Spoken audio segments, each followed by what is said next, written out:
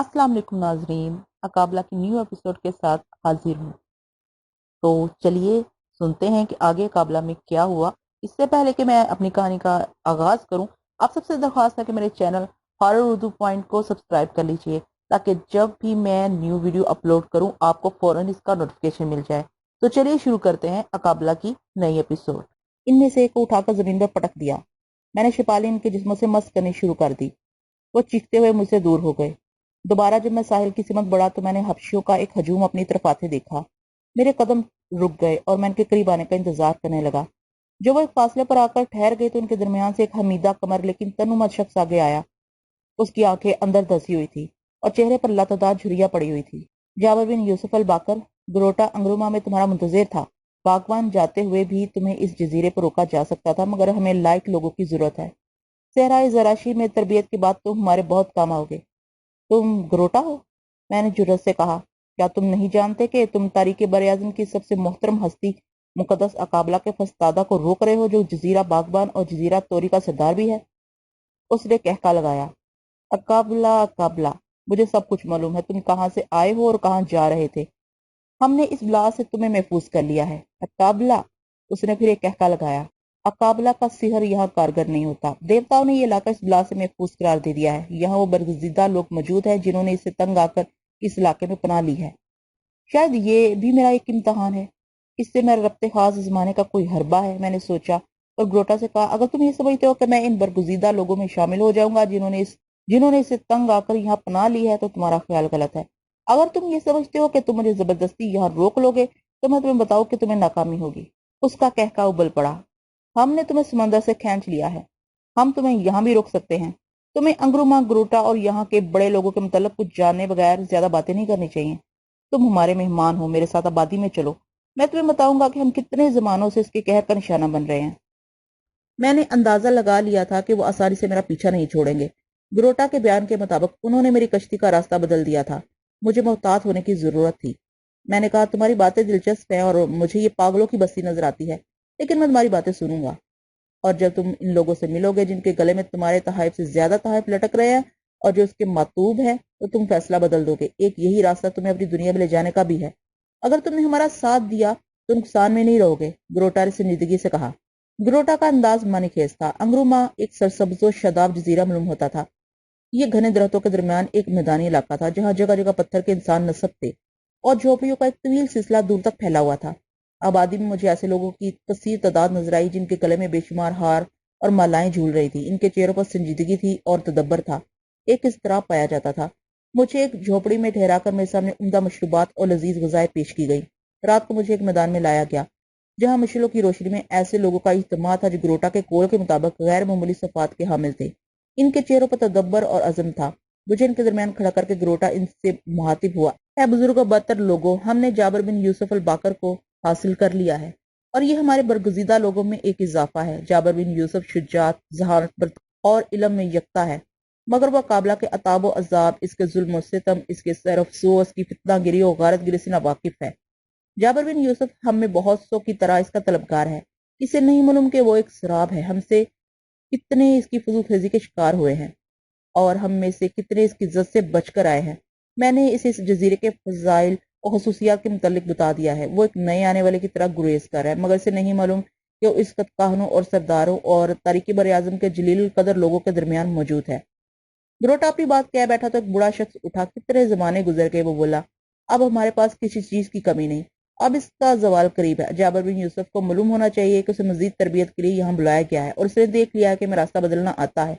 हमने जब इस जजीरे पर कदम रखा था इस वक्त यहाँ कुछ नहीं था, लेकिन करनों में हमने अपनी तादाद बढ़ा ली। अफसोस के जाबर बिन यूसुफ ने मशरूब हयात नहीं पी, लेकिन हम इसके जवाले एहसाब से पहले और इसकी तरबियत के बाद इसे पत्थर में महफूज कर लेंगे। जिस वक्त मुनासिब हुआ इसे मुतहरक कर लेंगे। मेरे जिस्म पर लज्जा सा तारी हुआ। ये सब लोग मामूली लोग नजर नहीं आते थे। उनके लहजे में बड़ा इत्मीनान था और आंखों से यकीन झलकता था। मैं हिम्मत करके खड़ा हुआ और मैंने कहा, क्या इन साहिब इरफान लोगों के सामने मुझे कुछ कहने की इजाजत है? हाँ हाँ कहो। यहाँ इश्तराक है। ये काबला की सल्तनत नहीं है जहाँ इसके जाहो जलाल और अजमत और शौकत से खौफो हरास फैलाया जाता हो। यहाँ जुबानें काटी नहीं जाती। यहाँ हर शख्स की बात सुनी जाती है और हर शख्स को एक मुकम्मल शख्स बनाने की कोशिश की जाती है, ग्रोटा ने कहा।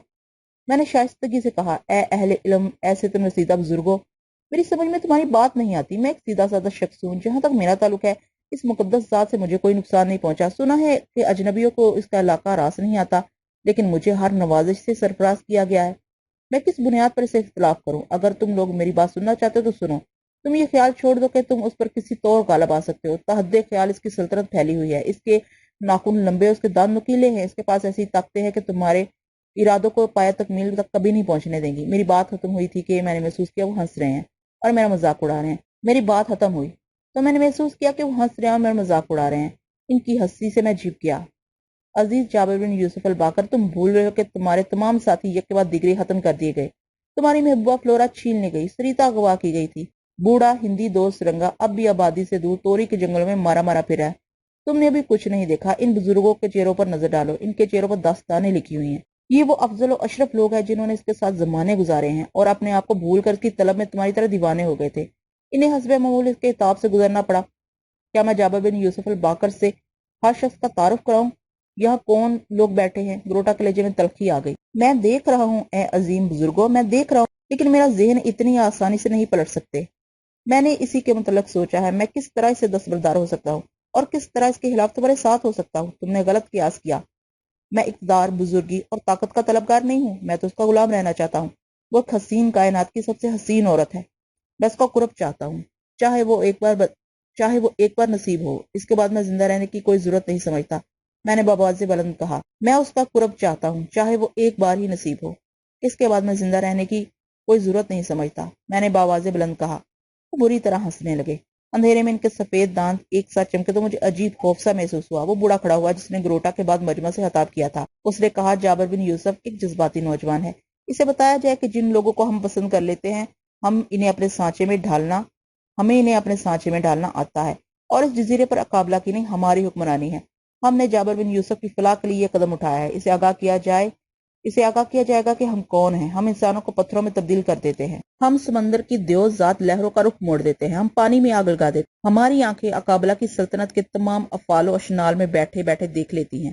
اسے کہہ دیا جائے کہ اس فتنے کی سلطنت عارضی ہے، سلطنت شب و روز میں نہیں بدلا کرتی۔ ہمارے ساتھ وہ لوگ بھی شامل ہیں جنہیں قرن گزر گئے ہیں۔ اسے کہہ دیا جائے کہ صرف اقابلہ ہی جارا کاکا کی مقدس روح کی نمائندہ نہیں ہے، ہماری نگاہیں بھی اسی کی طرف ہیں۔ اس کی آواز میں دھیرے دھیرے جوش پیدا ہوتا گیا۔ مگر وہ بہت حسین ہے میرے دوستو، اس پر فنا ہونے کو جی چاہتا ہے۔ میں نے بزلہ سنجی کی۔ جابر بن یوسف کو ہمارے تجربوں کی ضرورت ہے، ہم اسے یہاں ہر طرح خوش رکھیں گے۔ یہاں اعلیٰ درجے کی شراب اور خوبصورت عورتیں موجود ہیں، یہاں ملازموں کی کثرت ہے جنہیں ہم نے اس کی سلطنت سے اغوا کیا ہے۔ بوڑھے نے مزاح کا خیز انداز میں کہا، یہاں جابر بن یوسف کے لیے اقابلہ کے سوا سب کچھ ہے جو کسی کو نہیں ملتی۔ کوئی عجب نہیں کہ کل سرنگا کو ادھر آنے کا راستہ مل جائے اور ہم اس کی لڑکی سریتا اور فلورا کو یہ ہلانے میں کامیاب ہو جائے۔ ہمارے ہاتھ لمبے ہیں اور ہمارا قد مسلسل بلند ہو رہا ہے، بوڑھے نے یقین کے لہجے میں کہا۔ ان کی گفتگو رات گئے تک جاری رہی اور مجھے یقین ہو گیا کہ یہاں سے میرے فرار کی ہر کوشش بے سود ہوگی۔ میں نہ جانے کتنے طویل عرصے کے لیے یہاں قید ہو گیا تھا۔ وہ اپنی بات منوانا جانتے تھے۔ میں پتھر کے ان انسانوں کی قطاریں دیکھ رہا تھا جنہیں انہوں نے محفوظ کر دیا تھا۔ وہ کسی وقت بھی انہیں متحرک کر سکتے تھے، وہ کسی وقت بھی پتھر میں تبدیل کر سکتے تھے۔ میں اپنی اقامت گاہ میں بے سود ہو کر گر۔ میں نے ان کی طرف سے پیش کی ہوئی نوجوان لڑکی، مشروبات اور غذاؤں پر کوئی توجہ نہیں دی۔ میں نے کیا سوچا تھا اور کیا ہو گیا؟ جب اسے یہ معلوم ہوگا کہ میں اس کے دشمنوں کے علاقے میں ہوں اور مجھے اس کے خلاف ساز باز میں شریک کر رہے ہیں تو اس کا کیا عالم ہوگا؟ ان گدھوں نے میری زندہ لاش کو گھیر لیا ہے۔ میں لامحدود عرصے کے لیے اپنا جسم پتھر میں تبدیل کرنا نہیں چاہتا تھا، میں جلد مرنا چاہتا تھا۔ میزبان لڑکی میری ہذیانی حالت دزیدہ نظروں سے دیکھ رہی تھی اور طرح طرح سے پہلو بدل رہی تھی۔ اس کے سراپا میں کوئی خاص خوبی نہیں تھی، اس کے سوا کہ وہ جوان تھی۔ رات ہاسی ڈھل چکی تھی۔ میں نے اسے سونے کا حکم دیا اور اضطراب کے عالم میں پتھر کے قد میں رکھا ہوا سارا مشروب حلق میں انڈیل لیا۔ اسے پیتے ہی مجھے اپنے سینے میں ایک کاٹ سی محسوس ہوئی، آنکھوں میں تپش سی ہونے لگی۔ نزع و انتشار کی اس کیفیت میں نے پتھر کا وہ خوان الٹ دیا جو غذاؤں، پھل و مشروبات سے پر تھا اور پتھر کے اس کمرے سے باہر نکل آیا۔ باہر ہر طرف خاموشی تھی۔ رات کی دبی ہوئی خاموشی میں پرندوں کی سسکیاں اور حشرات الارض کی سرسراہٹیں سنائی دے رہی تھی۔ رات ختم ہونے والی تھی۔ بھیانک سناٹا ہر طرف مسلط تھا، ہر طرف اندھیرا، درخت اتنے اونچے اور گھنے تھے کہ چاند کی روشنی زمین پر کسی بدمست ہوا کے جھونکے کی وساطت ہی سے نیچے اتر سکتی تھی۔ ٹھنڈی ہوا لگی تو خمار اور بڑھ گیا، خمار بڑھا تو انتشار سوا ہو گیا۔ میں اقابلہ کے بارے میں سوچنے لگا، نہ جانے وہ میرے بارے میں کیا سوچ رہی ہوگی۔ جزیرہ انگروما کے سبززار زراشی کے سراہ میں تبدیل ہو جائیں گے یہ سب برگزیدہ لوگ، یہ ساری آبادی عذاب ناک تباہی سے دوچار ہوگی۔ وہ کب تک ان کی سرکشی برداشت کرے گی؟ جو تاریخی براعظم میں طاقت کا منبع اور مرجع ہے، جسے اس جلیل منصب پر دیوتاؤں نے فائز کیا ہے، اس کی اسرار بے پناہ ہے، کیا وہ خاموش بیٹھی رہے گی؟ مگر مگر شاید مشروب نے میرے ذہن پر نقاب ڈال دی تھی۔ اب میں ایک مجسمے کے سامنے کھڑا تھا۔ اس کی سختی سے جب میری احساس کی آنکھ کھلی تو انگرما کی سرزمین پر مجھے اپنا بوجھ نظر آیا۔ میں ایک بڑے چوہے دار میں قید تھا۔ ساری خوش فہمیاں کب پور ہو گئی۔ حقیقت کیا تھی؟ حقیقت یہ تھی کہ اب میں انگروما میں تھا اور تاریخ براعظم کی متعلق العنان سہارا اپنی تمام تر فسوقاریوں اور کرشمہ سازیوں کے باوجود جزیرہ انگروما کو نیست و نابود نہیں کر سکتی تھی۔ یہ جزیرہ ایک زمانے سے موجود تھا اور ایک لحاظ سے اسے بڑھتا اور پھیلتا ہوا دیکھ رہی تھی۔ توری، باغبان، زاراشی اور انگروما میں اپنے وطن سے بچھڑنے کے بعد میرے ساتھ تسلسل سے حیرت انگیز واقعات پیش آ رہے تھے۔ میں ربڑ کی ایک گیند تھا جو ادھر سے ادھر لڑک رہی تھی، جس پر ضربیں پڑ رہی تھی، جو بار بار فضا میں اٹھ کر پھر زمین پر آ جاتی تھی۔ انہوں نے رات اپنے جلسے میں کہا تھا کہ وہ لامحدود عرصے سے یہاں مقیم ہیں اور ساتھ بساتھ اپنی تعداد میں اضافہ کرتے جا رہے تھے۔ انہوں نے سلطنت قابلہ کے جوہر اس سے چھین لیے تھے۔ وقت کا انہیں کوئی خیال نہیں تھا، چونکہ وقت ان کے جسموں میں مقید ہو گیا تھا۔ وہ دیوتاؤں اور قابلہ کے اتنے قریب پہنچ چکے تھے کہ انہیں مشروب حیات نوش کرنے کی سعادت بخشی گئی تھی۔ ان کی عمر ٹھہر گئی تھی۔ جو اس نعمت سے محروم رہے تھے وہ پتھروں میں تبدیل کر دیے گئے تھے تاکہ انہیں متحرک کر کے بوقت ضرورت ان سے کام لیا جا سکے۔ میں ابھی اس کے قرب کی منازل طے کرا تھا اور دیوتاؤں کے اتنے قریب نہیں پہنچا تھا کہ مجھے مشروب حیات سے نوازا جاتا۔ میں اسے پینے کا خواہش مند نہیں تھا، میرے لیے اس کا قرب ہی حیات افریح تھا۔ میرے پریشان خیال مجھے کچوکے لگاتے رہے۔ پتھر کا آدمی خاموش کھڑا تھا۔ میں نے اسے جھنجھوڑنا شروع کر دیا، اپنی پوری طاقت سے جھنگاڑ کر کہا، سن اے بدقسمت شخص، کیا تو اس گمان میں ہے کہ تجھے ایک دن متحرک ہو جانا ہے؟ مگر وہ دن کبھی نہیں آئے گا۔ یہ شکست خوردہ اور حساب زدہ لوگ اسے کبھی شکست نہیں دے سکیں گے۔ تو زمین پر اپنے بے شمار ساتھیوں کے ساتھ اس طرح استادہ رہے گا، تیرے اندر شگاف پڑ جائیں گے اور پرندے تیرے جسم پر غلازتیں بکھیریں گے۔ پتھر کا یہ خول زمانے کے حوادث اس کے عتاب سے گل جائے گا۔ میری آواز صرف میرے کانوں نے سنی۔ میں چیختے چیختے اس مجسمے کے قدموں میں گر پڑا جس سے میں مخاطب تھا اور ہوش کھو بیٹھا۔ شور سے میری آنکھ کھلی تو دن نکل آیا تھا۔ میرے سرہانے انگروما کا نگراں گروٹا کھڑا تھا۔ اس نے مجھے اپنے بازو کے سہارے سے اٹھایا اور نرمی سے کہنے لگا، جابر بن یوسف، اٹھو اٹھو اے معزز شخص، تم نے انگروما کی یہ سرد رات پریشان خیالی میں گزار دی۔ میں تم سے کہتا ہوں کہ تم جتنی جلد کل سے رشتہ منقطع کر لو گے اتنے ہی سکون سے رہو گے۔ تم اپنے قیمتی دن کیوں ضائع کر رہے ہو؟ تمہیں یہاں ہم لوگوں میں شامل ہو جانا چاہیے۔ تمہاری عمر مختصر ہے، تمہارے باطن کو اور آسودہ کرنے کے بعد ہم تمہیں پتھروں میں تبدیل کر دیں گے۔ پھر تم اس پر جاگو گے جب ہمارے پاس مشروب حیات ہوگا۔ گروٹا، میں نے نیف آواز میں اسے مخاطب کیا، رات کی باتیں میرے ذہن سے محو نہیں ہوئی ہیں۔ جو کچھ میں نے رات کہا تھا اب بھی اسی پر قائم ہوں۔ یہ گریز نہ ہوتا تو ہمیں تم پر شک ہوتا۔ گروٹا مسکرانے لگا، لیکن یقین کرو تمہیں بعد میں پشیمانی ہوگی۔ تم کتنے قابل قبول حقائق جھٹلا رہے تھے۔ گروٹا، میں تمہارے جذبوں سے واقف ہو گیا ہوں۔ فرض کرو اگر میں تمہارا ساتھ دل سے انکار کرتا رہوں تو تم کیا کرو گے؟ میں نے جرأت سے پوچھا۔ ہم تمہیں سمجھاتے رہیں گے، ہمارے پاس وقت کی کمی نہیں ہے۔ اگر تمہاری باتوں نے پھر بھی مجھے متاثر نہیں کیا تو یہ ناممکن ہے، تمہاری آنکھیں کچھ عرصے بعد سیاہ و سفید دیکھنے کی عادی ہو جائیں گی۔ تم بھی ایک دن اس کے خلاف ایک پرجوش مبلغ بن جاؤ گے اور طاقت بڑھاتے رہو گے تاکہ اس کے زوال کا سبب بن سکو۔ گروٹا نے عزم سے کہا، شاید تم میری بات نہیں سمجھ رہے ہو۔ میں یہ نہیں کہہ رہا کہ تم مجھے منقلب کرنے میں کامیاب ہو سکو گے یا نہیں۔ میں یہ کہنا چاہتا ہوں کہ اگر تم جابر بن یوسف کو اپنے کالم میں ڈالنے میں ناکام ہوگے تو کیا کرو گے؟ تم ایک انہونی بات کہہ رہے ہو، گروٹا نے تندی سے کہا۔ یہ میری بات کا جواب نہیں ہے جابر بن یوسف، مجھے معلوم ہے ایسا وقت نہیں آئے گا، لیکن اگر ایسا ہوا تو ہم تمہیں اس زمین سے آسمان پر بھیج دیں گے۔ گروٹا، میں نے جوشیلے لہجے میں کہا، میں یہی بات کہلوانا چاہتا ہوں۔ تو سنو انگروما کے نگراں معزز گروٹا، یہ خیال دل سے نکال دو کہ جابر بن یوسف اس کی طلب سے دستبردار ہو جائے گا۔ جس گلبدن کے لیے میں نے اپنے بازوؤں میں سنگ و آہن کی صفات پیدا کی تھی، کیا حالات کی ستم ظریفی مجھے اس کے مخالفین میں محصور کر دینے میں کامیاب ہو جائے گی؟ تم اپنا وقت ضائع کر رہے ہو۔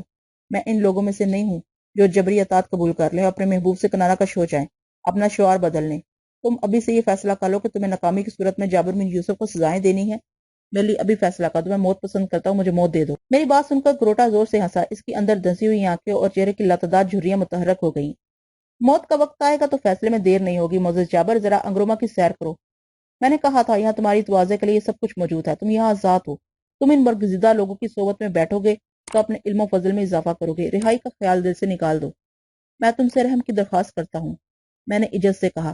تم مجھ سے انگروما کی سرداری طلب کرو، دیوتاؤں کی قسم میں تمہاری خواہش کا احترام کروں گا، مگر جزیرہ انگروما سے تمہاری واپسی ناممکن ہے۔ ایک دن تم دیکھو گے کہ اقابلہ کا طائفہ تمہارے قدموں میں ہوگا، وہ روشن دن ضرور آئے گا، اسے ہضمیت لازم نصیب ہوگی۔ یہ تمہارا خیال ہے، میرا نہیں، جزیرہ انگروما کے تمام عبادت گزار بزرگوں کا یہی خیال ہے۔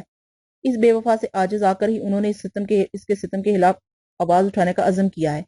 گروٹا کے لہجے میں کوئی ارتعاش نہیں تھا۔ میرا خیال تھا کہ میری شیریں بیانی اسے اپنے موقف سے ہٹانے میں کامیاب ہو جائے گی۔ لیکن وہ پتھروں سے زیادہ ٹھوس تھا۔ جزیرہ انگروما کے نگراں کی حیثیت اعزازی سی تھی۔ وہ ایک طرح کا منتظم تھا اور جزیرے کے تمام لوگوں کے سامنے اپنے احکام و اعمال کے سلسلے میں جواب دہ تھا۔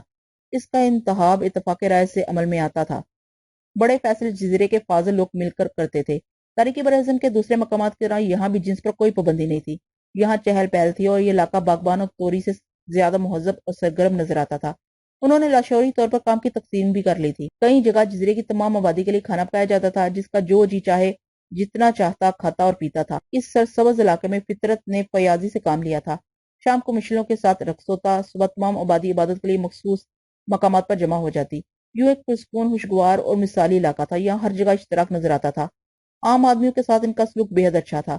بروٹا میرے کاندھے تھپتھپاتا ایک عجیب طنزیہ مسکراہٹ کے ساتھ چلا گیا۔ میں جنون کی کیفیت میں بے ارادہ ایک سمت نکل گیا اور سمندر کے کنارے پہنچ گیا۔ کسی نے میرا تعاقب نہیں کیا۔ سامنے ساحل پر آتی ہوئی اچھلتی کودتی لہروں کا ایک نہ ختم ہونے والا سلسلہ جاری تھا۔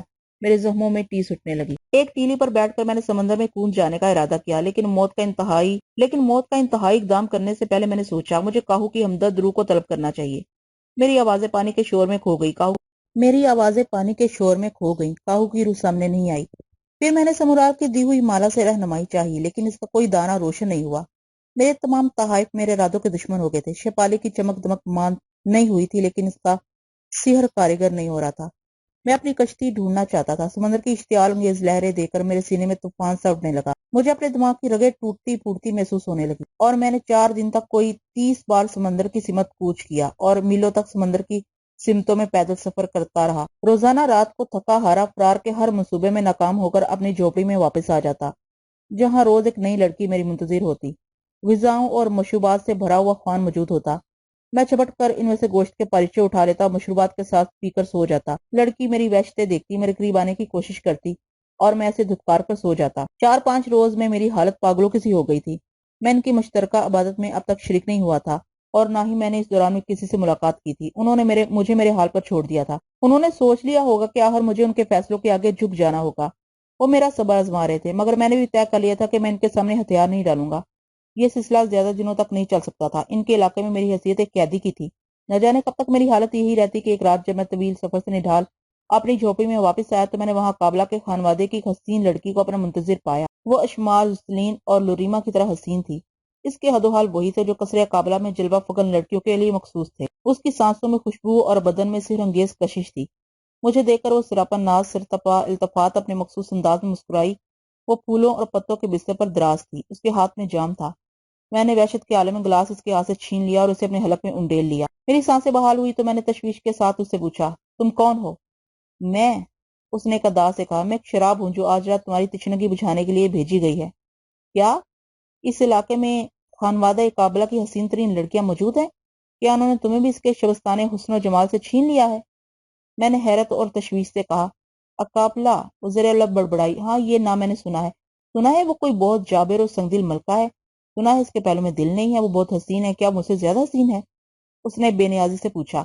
میں نے ایک پھیکی مسکراہٹ سے کہا، بلا شبہ تم ایک حسین لڑکی ہو، اس لیے کہ تمہارا تعلق یقیناً اسی قبیل سے ہے جہاں قدرت نے خصوصی توجہ سے کام لیا ہے۔ تمہارے لہجے کی شائستگی اور شیرینی اسی کی مرہون منت ہے۔ اس کا نام ادب سے لو، اس کے کان بڑے ہیں۔ وہ ہنسی گھنٹیاں سی بج اٹھی۔ اس کے سفید دانت موتی کی طرح مشعل کی روشنی میں دمکنے لگے۔ میں نے اپنی ماں سے اس کا نام سنا ہے۔ وہ اس کا تذکرہ بڑے اشتیاق سے کرتی ہے کیونکہ وہ وہیں سے آئی تھی۔ میری ماں بھی میری طرح حسین ہے، اس نے جاویدہ عمر پائی ہے۔ میں اس کی عمر میں بوڑھی ہو جاؤں گی، یا ممکن ہے اس سے پہلے ہمیں مشروب حیات کا زیرہ مل جائے اور ہم سب دوامی عمر حاصل کر لیں۔ یہ ایک خواب ہے حسین لڑکی، انہوں نے کتنے فریب کھائے ہیں، تمہارا یہ پھول سا بدن مرجھا جائے گا، لیکن وہ کبھی اپنے مقصد میں کامیاب نہ ہوں گے۔ میں کبھی نہیں مرجھاؤں گی، انہوں نے میری نوجوانی محفوظ کر لی ہے۔ آج ایک عرصے کے بعد شاید انہوں نے تمہارے لیے مجھے متحرک کیا ہے۔ میں ایک عرصے سے پتھر میں محفوظ تھی، انہیں جب میری ضرورت پڑتی ہے وہ مجھے پتھر کے ہول سے باہر لے آتے ہیں اور وصل کے حسین لمحات گزارنے کے بعد مجھے اسی ہول میں واپس کر دیتے ہیں۔ کئی بار ایسا ہوا ہے، اس نے بے پرواہی سے کہا۔